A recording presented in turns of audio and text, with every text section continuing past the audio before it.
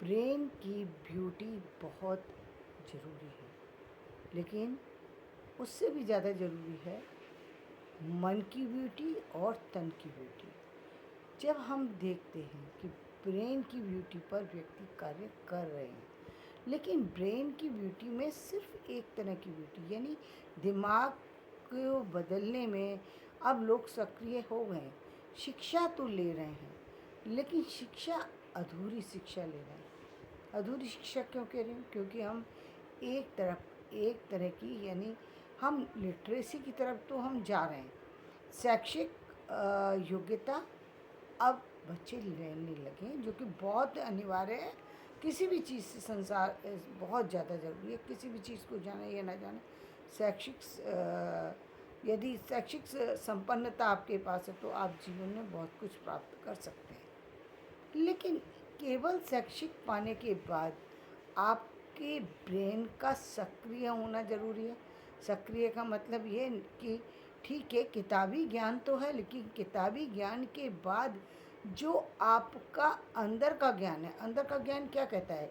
जैसे कभी कभी आपने शायद सुना होगा कि एक माँ ने अपने बच्चे को जो है वो दूध लेने के लिए भेजा, और वो बच्चा दूध लेने के लिए निकला। अब वो दूध लेने के लिए जब गया तो उसने वो वहाँ रास्ते में उसको जो है कुछ जो है प्रॉब्लम का फेस करनी पड़ी, जहाँ पर गली में जो है रास्ता जो है वो कहीं ना कहीं किसी तरीके से रुका हुआ था, और उधर की तरफ दूसरी तरफ जाने के लिए लोग जो है अ, अलग तरीके से जा रहे थे, यानी किनारे से निकल के जा रहे थे। लेकिन उसकी माँ ने चलते समय एक शब्द बोल दिया था, वो ये सीधे जाना सीधे आना। बच्चे के दिमाग पर ये था कि मुझे सीधे जाना और सीधे आना, क्योंकि मेरी माँ ने कहा है मुझे सीधे जाना और सीधे आना, इसलिए मैं साइड से नहीं जाऊँगा। वो वहाँ पर पूरे दिन खड़ा रहा।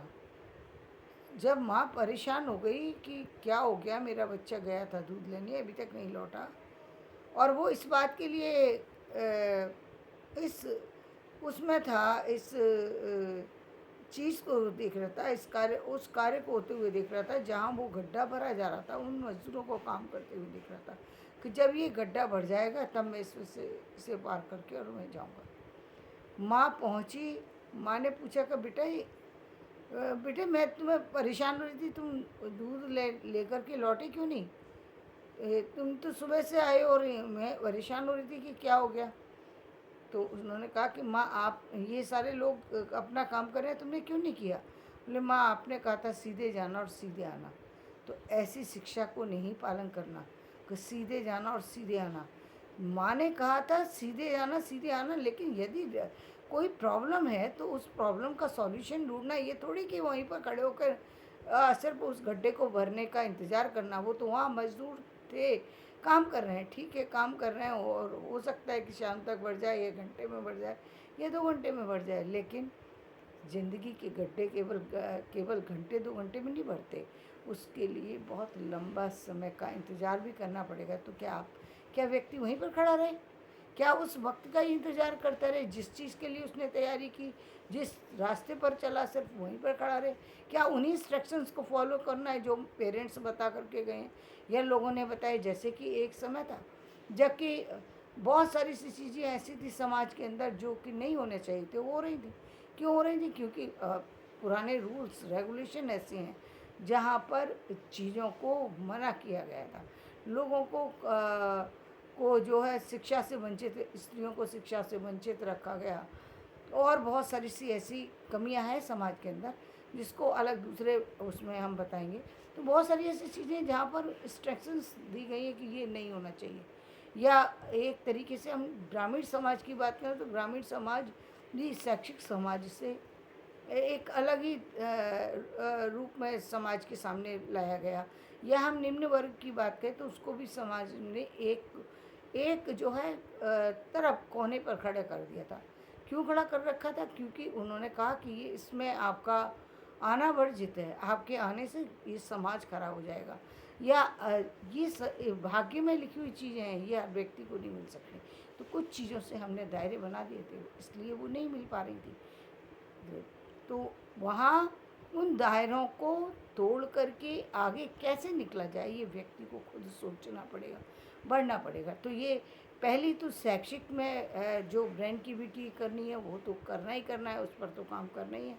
शैक्षिक योग्यता तो लेनी है, जितनी ज़्यादा से ज़्यादा लेनी है वो लेनी है, लेकिन शैक्षिक योग्यता के साथ साथ एक तो अपने ब्रेन का यूज़ करना ज़रूरी है, कि मतलब आपको अपनी समझदारी होना चाहिए।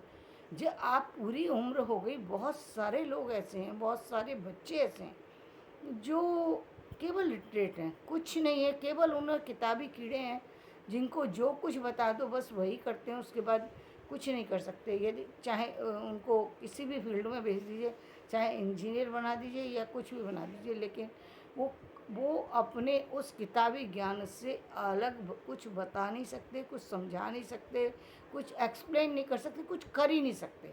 उनको सिर्फ वो किताबी ज्ञान है, और वो किताबी ज्ञान के लिए ही दिन भर पढ़ते रहते हैं किताबों को, और वो सीखते रहते हैं। और बाकी उनको यदि सामाजिक ज्ञान के बारे में कहें, या पारिवारिक ज्ञान के बारे में कहें, या आध्यात्मिक ज्ञान के बारे में कहें, वो उन सब से पूरी तरह वंचित हैं। उनके जीवन में वो चीज़ की जो है कहीं भी वो छू कर के ही नहीं गए। उनको समाज का, साहित्य का, संगीत का, या इस सांसारिक प्रकृति के सौंदर्य का कोई पता ही नहीं है। उनको पता ही नहीं संसार होता क्या है। तो ये एक तरीके से ये अधूरापन है, या अधूरी शिक्षा है। ये पूरी शिक्षा नहीं, अधूरी शिक्षा। तो जहाँ पर आप जाकर के सिर्फ एक तरफ के हो गए। दूसरी अधूरापन कहाँ है, जहाँ कि आप जाकर के किस कि आपके ध्यान ये जिस तरफ चला गया, चाहे वो नेगेटिव तरफ चला गया, तो आप उसी को देखे जा रहे हैं, पॉजिटिव तरफ नहीं देख रहे। तो जो जो समाज के जितने भी नेगेटिव पॉइंट्स हैं, चाहे वो किसी भी तरीके से जुड़े हों, आपका ध्यान सिर्फ उसी तरफ जा रहा है, दूसरी तरफ जा ही नहीं रहा। जो सामाजिक सौंदर्य है उस तरफ नहीं जा रहा। आपने यदि यदि किसी सामाजिक स्थिति को देखा, यदि आर्थिक स्थिति को गिरते देखा, तो गिरने की तो बात समझ में आ रही है आपको, लेकिन आपने उठते हुए जो लोग हैं, जो चमकते हुए लोग हैं, जो संसार में छाए हुए हैं, जिन लोगों ने समाज में कुछ प्राप्त किया, उनकी तरफ आपका ध्यान ही नहीं है, आपने कभी देखा ही नहीं। तो आपकी जो आपके जीवन का जो सौंदर्य है वो तो कहीं है ही नहीं। जीवन में सौंदर्य के नाम की चीज़ ही नहीं है। शुरू से लेके लास्ट तक उन चीज़ों के ऊपर जा रहे हैं, उन चीज़ों के लिए आपका सारा ध्यान किस तरफ है?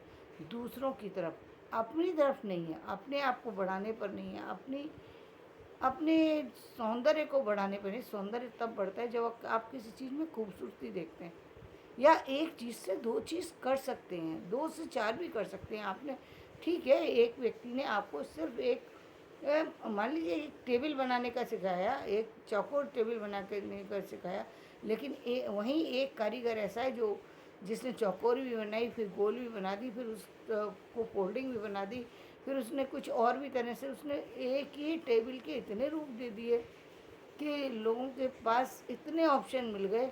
और उस उनको लगा कि ये तो हमने सोचा ही नहीं था कि इतनी कम जगह में इतनी सारी चीज़ें के ऑप्शन मिल सकते हैं। ये क्या है? ये ब्रेन एक्टिविटी है, कि जहाँ व्यक्ति अपने उस कार्य में, चाहे वो उसके हाथ में कोई भी काम दे दिया जाए, वो उस काम को सफलतापूर्वक करके चलाता है। जैसे कहा जाता है ना कि गंजे को जो है कंघी बेच करके आ जाना। तो वो क्या है कि कंघा लेकर के गया, लेकिन उसने उनको ही ये समझा दिया कि आपके लिए तो बहुत ज़रूरी है, क्योंकि आपके बाल नहीं है, तब तो आपको और भी खुजाने की ज़रूरत पड़ेगी, तो आप तो ले ही लीजिए। औरों को चाहे पढ़े या ना पढ़े, बाल हैं उनके, शायद उनको इतनी नहीं ईचिंग ना हो, लेकिन आप तो गर्मी में जा रहे हैं, आपको पसीना आएगा, और आप यदि इससे कर लेंगे तो ठीक लगेगा, हाथ से करेंगे तो ठीक नहीं लगेगा। कुछ भी कह के उसने उसके हाथ में वो कंघा थमा दिया और पैसे लेके चला आया। तो ब्यूटी इसको कहते हैं, ये ब्यूटी है कि आप अपने काम को निकाल करके चले आएँ। या कई बार आपने देखा होगा व्यक्ति कितनी बड़ी से बड़ी समस्या से बहुत ही आसानी से निकल जा रहा है, वो ब्यूटी है कि आपने उसके। दूसरी, आप जब आप किसी चीज़ को एक तरफ पक्ष में देख रहे हैं, आप समाज के आप इतिहास को भी पढ़िए, और आप जो चीज़ें हैं संसार के अंदर, जो और चीज़ें उसको भी ध्यान दीजिए। तब आपको पता लगेगा कि संसार के अंदर कितनी सारी चीज़ें हैं, और वो कितनी सुंदरता से प्रस्तुत की गई हैं। जब आप सुंदरता देखने निकलेंगे तब आपको सुंदरता मिलेगी। परिवार है, परिवार में कुछ समस्याएं भी हैं तो कुछ समाधान भी हैं, ऐसा नहीं है कि समाधान नहीं है। अब ये अलग है कि आपके आपके हिस्से में समाधान आया है या समस्याएं आई हैं, वो अब बहुत सारी चीज़ों पर डिपेंड करती हैं, बहुत सारी परिस्थितियों पर डिपेंड करती हैं, बहुत सारे लोगों पर डिपेंड करती हैं। आपके आसपास कैसे लोग हैं, किस तरीके के लोग हैं, ये कह पाना मुश्किल है, क्योंकि हर व्यक्ति के जीवन में जो है वो एक जैसी परिस्थितियाँ नहीं होती, इसलिए उसको निश्चित रूप से उसको निर्णय लेने पड़े। तो वो निर्णय ही आपके मन का सौंदर्य है कि आपके अंदर वो आप प्रतिदिन, ये इसके लिए प्रतिदिन काम करना पड़ेगा। प्रतिदिन जब आप छोटी छोटी चीज़ों से कुछ सीखते जाते हैं, कुछ लेते जाते हैं, तो आप आगे बढ़ते जाते हैं। लेकिन आप प्रतिदिन कुछ छोड़ते जा रहे हैं तो एक दिन आप खाली भी हो जाएंगे। आपने देखा हुआ है बहुत सारे लोग खाली हो जाते हैं। कि आप सन्यासियों को देखिए, एक तरफ वो सन्यासी जिन्होंने संसार से मुक्ति पा ली, संसार से संन्यास किस लिया था, किस लिए संन्यास लिया था, इसलिए कि मुझे किसी चीज़ में मोह नहीं है, इसलिए संन्यास लिया था।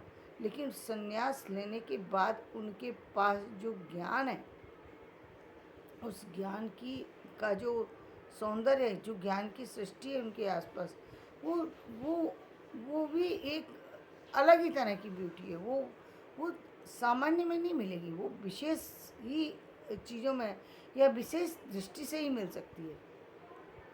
जैसे कि आप देखते हैं कि जब गीता में कृष्ण जब अर्जुन को दे रहे हैं तो उन्होंने अपने विशेष रूप को दिखाया।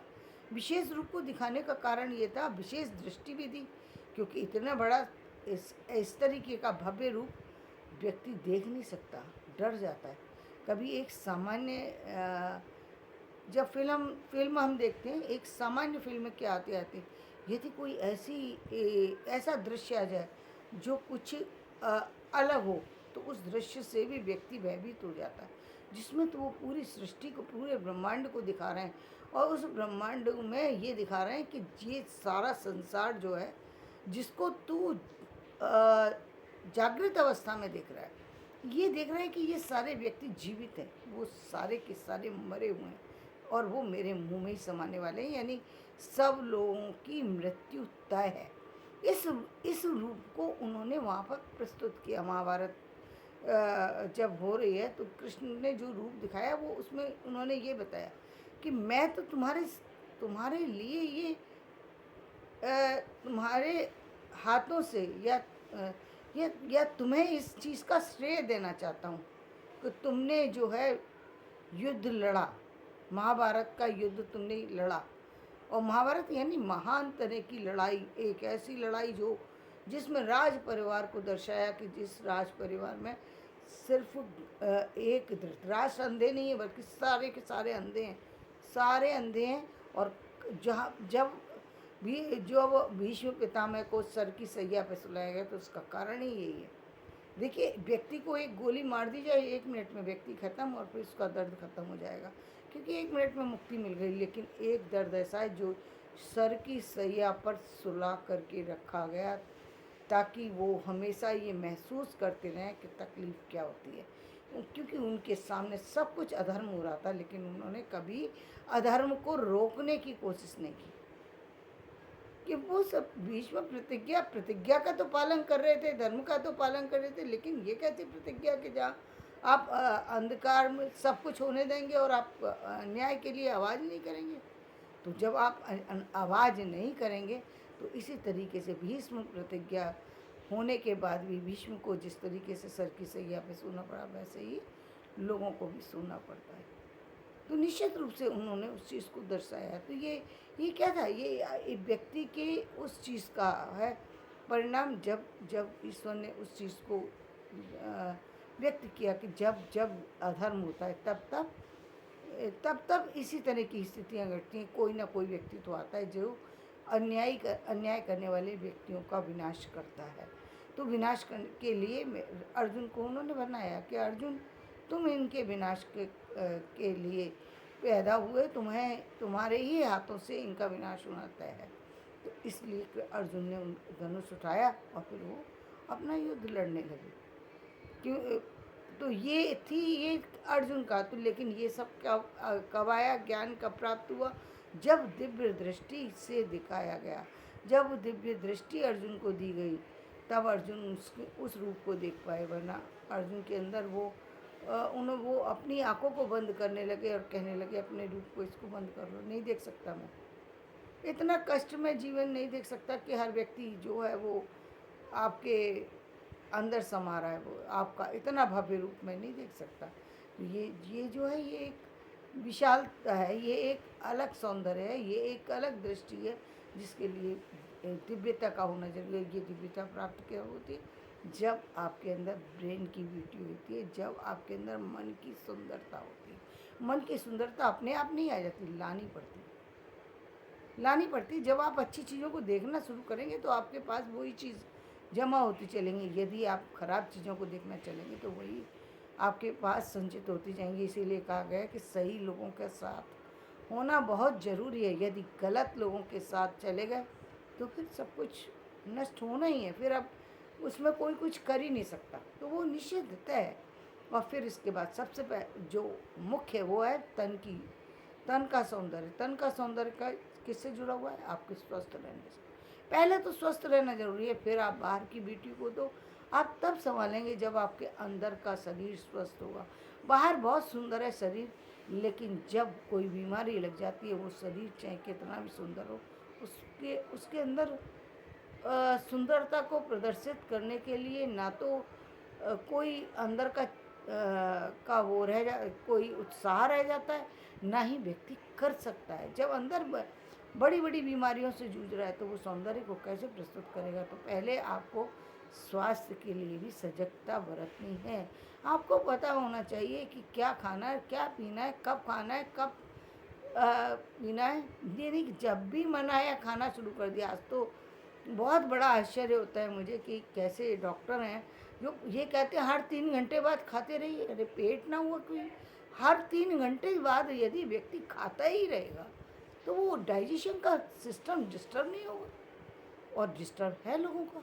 इसीलिए लोग स्वस्थ नहीं रह पा रहे हैं। बार बार हर थोड़ी थोड़ी देर में लोगों को खट्टी खट्टी तरह तरह की बीमारियां हैं, तरह तरह की वो अनईजी फील करते हैं। तो ये किसका कारण हो रहा है? ये इसलिए हो रहा है क्योंकि उनके खाने का, पीने का, उठने का कोई टाइम ही नहीं, कोई टाइम नहीं किसी काम का।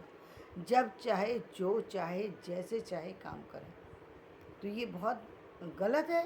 जीवन में आपको खाने का, पीने का एक नियम होना चाहिए। जीवन की सारा सब कुछ इस संसार में रह जाएगा यदि आप चाहे कितना भी सुंदर ब्रेन हो, चाहे कितना भी सुंदर मन हो, चाहे कितनी भी योग्यता आप रखते हो, वो योग्यता किसी काम की नहीं रहेगी। वो बाहरी सुंदरता तब उस समय रह ही नहीं सकती जब आपके शरीर के अंदर भयंकर बीमारियां, या फिर मैं कहूँगी सामान्य बीमारियां भी हुई।